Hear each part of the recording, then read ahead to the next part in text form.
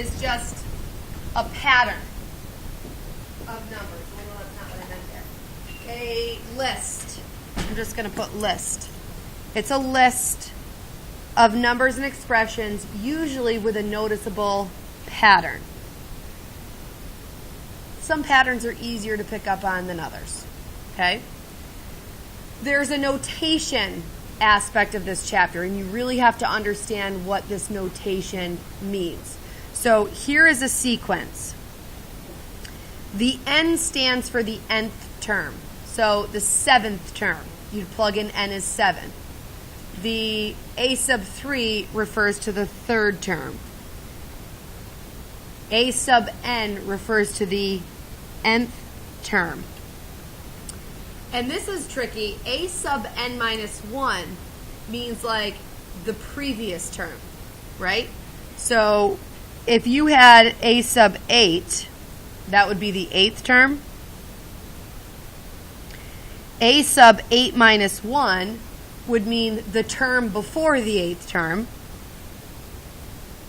The term before the 8th, which, why would you ever think of it that way? Which is technically the 7th, right? But you'll see instances where we need that n minus 1 subscript. These are subscripts, right? It's not a times 3. It's not a to the third power. These are all subscripts. So you write them a little smaller and lower as a subscript. And so when I read them, I say a sub 3, a sub n, a sub n minus 1. Follow?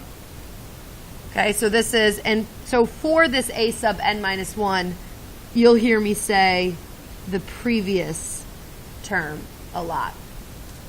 And actually, I should go on. If it says a sub n minus 2, that's referring to the term that was two items before in your list, right? Like 2 terms ago.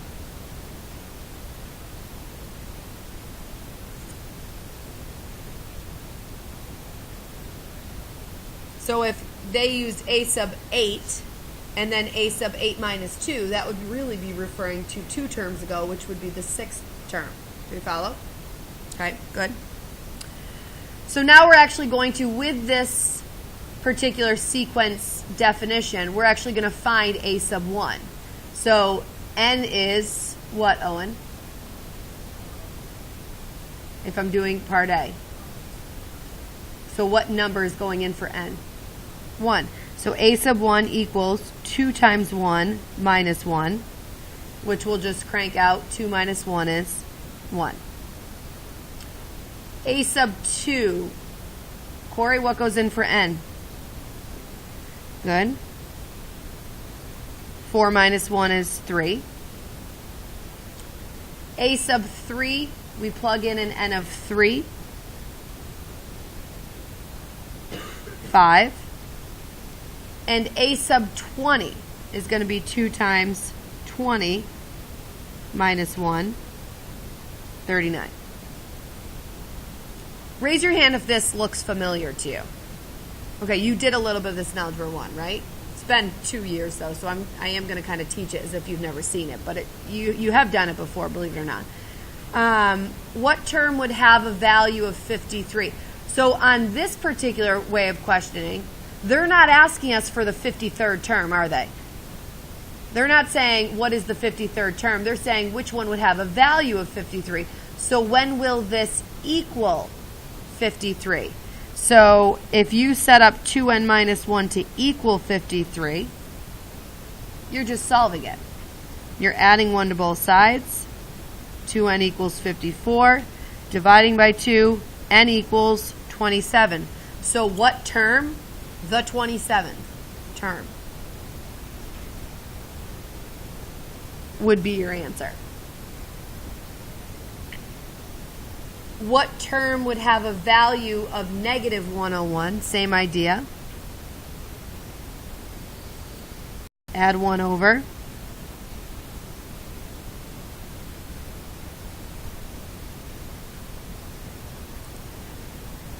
So this is a little funny. This would be the negative 50th term. And so let's talk about that, because a sequence is a list, right? And how do you have a negative numbered item on your list, right? This particular sequence, and since we've done the first three, looks like this. 1, 3, 5. Did you pick up on the pattern? It's just odd numbers, right? 7, 9, 11, dot, dot, dot. Okay? Your first term is 1. But you can conceivably go backwards. If you did go backwards, what would your 0th term be? -1. Because aren't we, when we go backwards, aren't we subtracting 2, subtracting 2, subtracting 2? So this would be a sub 0. And then a sub -1 would be, what's the next term backwards? -3. So if we're looking to get to -101, it does make sense that it's like way previous to the first term. Yes? So it doesn't happen often, but if you have to, you can conceivably like picture like going backwards in the pattern and going to negative numbered terms. Sound good? If that happens. Now, on your homework, this that we just did with the subscript can also be written like this. It's almost like function notation a little bit, right? A of 4 would mean the 4th term. A of 7 would mean the 7th term. I do not believe the Regents will use that. This is pretty standard, but the place where we gather our resources from just flips flops back and forth with both notations, so I don't want you to be thrown off. A of 8 would mean the 8th term. So if you saw A of 8 equals 15, the 8th term is 15. Means the same thing as A sub 8 equaling 15. So a lot of just getting used to notation here. So far, so good? Getting reacclimated with it since it's been a few years. Okay. So this is a very straightforward sequence. It's actually called explicit. And I'm going to write that word for you.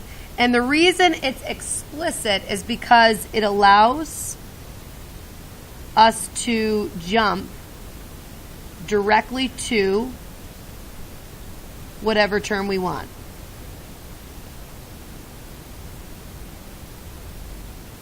So if you want the 100th term, you plug in 100 and you've got it. Okay? What we're going to see down below, which again might sound familiar, but it's been a while, is a recursive. That's the opposite of explicit. Recursive formulas, you cannot just jump to the 100th term. Don't write this down, but watch what would happen if I tried to find a sub 100. If I wanted to find a sub 100, that would be a sub 100 minus 1 plus 5. And 100 minus 1 would be a sub 99 plus 5. I'm not going to find the 100th term unless I know the 99th term. You follow? And unless they gave me the 99th term, which they didn't, I can't jump right to the 100th term as easily. I'd have to find the 99th term first. And guess what? I can't find the 99th term until I find the 98th term, and so on and so forth. So these really recursive sequences you have to kind of work your way up to slowly. You can't just jump to the 10th term. Does that make sense? Okay? So they're not as efficient, but sometimes they are the only way. So the thing with recursive sequences is, and you'll immediately see that subscript of n minus 1, is they use the previous term.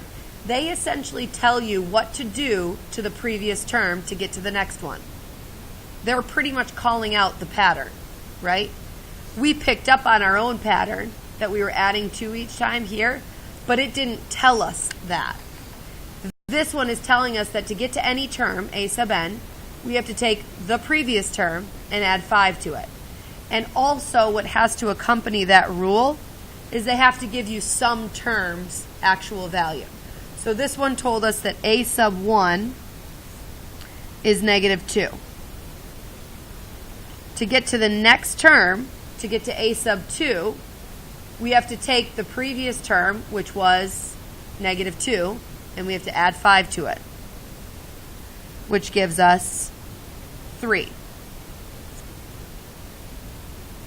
Then to get the third term, I need to take my second term, which was 3, and add 5 to that. That'll put me at 8. To get to my fourth term, I have to take my previous term 8 and add 5 to that, which will put me at 13. And I'll show you how this is really panning out. A sub 5, if I use the formula directly, A sub 5 equals A sub 5 minus 1 plus 5. And 5 minus 1 becomes A sub 4 plus 5. And I'm really doing a substitution. A sub 4 equals 13. So I'm saying that A sub 5 equals 13 plus 5, which is 18. That's really the lengthy way of doing it if you actually plug in 4 or 5. But if you just process A sub n minus 1 as meaning the previous term, you're going to save yourself a lot of time and hassle. Okie doke? Okay? So this second section asks us to write a recursive. So a recursive has two parts, the rule and then a starting term. Okay? So what is the rule? What are they doing with each term to get to the next one? Multiplying it by 2. So to get to any nth term, I'm going to take the previous term, which is A sub n minus 1, and I'm going to multiply it by 2. Now, it makes sense to put adding 5 after the fact. Usually when we multiply by 2, we put that out in front, like a coefficient. So I'm just going to put my 2 there, 2 times the previous term. So there's my rule.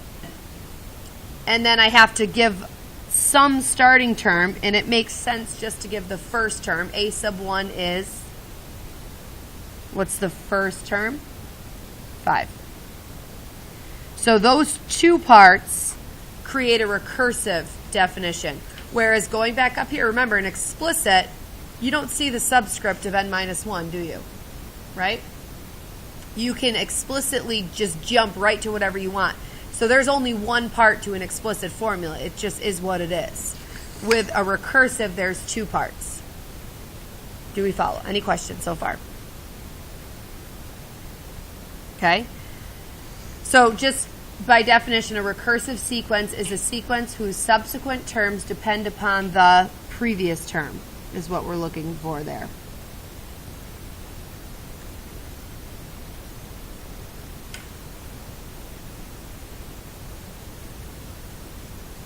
They must include a specific term, and that's usually the first term. Not always. This would be just as good of a recursive formula if I said A sub 2 equaled 10. Really, I just have to give off one term. The second term is 10 would have been just as good as knowing that the first term is 5. Okay? So flip to the back. Here's a recursive. I know it's recursive because there's a subscript of n minus 1, and they're telling me that the first term is 2. We need to find A sub 4, but with recursives, we can't get right there. We have to jump slowly. A sub 1 is 2. A sub 2 means take the previous term, which was what? 2, do what with it? Square it first and then add 2. So I'm taking the previous term of 2, squaring it, and adding 2. What will that put me at? 6. Okay, we're ready to move on to the third. So for the third term, I'm going to take the previous term, which was 6. I'm going to square that and add 2. 36 plus 2 is 38. And for the fourth term, have your calculators ready because the previous term was 38. And I have to square that and then add 2. So 38 squared plus 2 is 1446. Look at that pattern, 2 to 6 to 38 to 1446. That's not, if you just saw those numbers, you guys would have no clue how that happened, correct? It's not as obvious. It's still a pattern, though. There's still, so right back to what I said in the beginning, some patterns are easier than others. Okay? Let's see. For this next one, notice that they give us the rule that says to find any nth term, you're going to take the previous term and add it to 2 terms before. Follow? So they actually had to give us 2 starting values here. So for a sub 3, I'm going to take the previous term, which is a sub 2, and I'm going to add it to 2 terms ago, which is a sub 1. Now, what was a sub 2? Did they tell me? 1. And what was a sub 1? And 1 plus 1 is 2. So to get the 4th term, I'm going to add together the 3rd and the 2nd. And what's the 3rd term plus the 2nd term? 2 plus 1, which is 3. To get the 5th term, I'm going to add together the 4th term and the 3rd term, which is 3 plus 2, which will give me 5. And for the 6th term, I'm going to add together the 5th and the 4th, which will be 5 plus 3, which is 8. So that sequence is 1, 1, 2, 3, 5, 8, ... Also not obvious what the pattern is, but there is one. It just would take a lot of, figuring out. Okay? And then on the bottom, we've got more of the same. And the one I really want to do is C. It wants us to write a recursive definition. So let me start with a sub n equals the previous term. What are they doing to the previous term to get to the next one every single time? Adding what? Adding 2x. Very good. And then you also have to give whatever hopefully we'll be all on the same page and just tell them what the first term is. What's the first term? X. While I'm passing out the homework, how about D? Take a minute and see if you can see. What are they doing to the previous term to get the next term? Raise your hand if and when you see it.